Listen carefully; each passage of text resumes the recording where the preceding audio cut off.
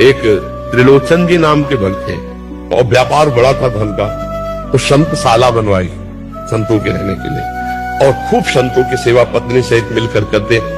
अब उनके मन में आया कि अगर कोई एक नौकर ऐसा मिल जाए जो संतों की मन की बात जानकर उनको भोजन पवाए।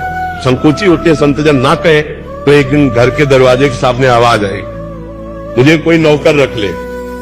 भगवान स्वयं भगवान, ये भक्तमाल ग्रंथ में लिखा हुआ है, उनका पेमेंट कुछ है बस भोजन। तो बोले आप संत सेवा कर लोगे? बोले इसकी तो हमें पुरानी आदत है, संत सेवा कर लेगी तो हमारी पुरानी आदत है। क्या नाम है तुम्हारा? तो बोले वैसे हमको लोग अंतर्यामी कहते हैं।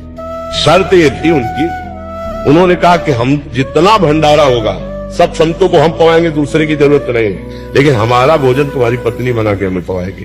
और बोले तुम्हारी पत्नी पीसेगी वो पवाएगी, पर किसी से कहेगी नहीं, और जिस दिन कह देगी उस दिन मैं चला जाऊंगा।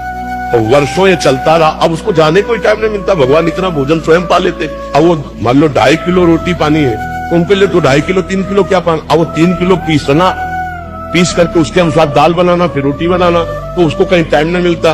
एक दिन समय निकाल कर पड़ोस में गए तो पड़ोसन ने कहा कि बहुत दुबला गई हो। उनका बताना नहीं, हमारे एक नौकर आया बहुत सेवा करता है और बहुत खाता है। अब वो अंतर्यामी भगवान अंतर ध्यान। अब जब आए तो देखा त्रिलोचन जी ने पत्नी से कहा कि वो आज तक नहीं गए, इसका मतलब आपने किसी से कहा क्या? उनका हाँ, पड़ोसन से कह दिया। और वो बहुत रोए। जब विकल हुए तो भगवान अपने रूप में आए और कहा त्रिलोचन जी वो अंतर्यामी नौकर और कोई नहीं था, मैं था। इसीलिए संतों ने कहा है कि सबसे बहुत होश में मिलो, ना जाने किस रूप में नारायण आ गए हो।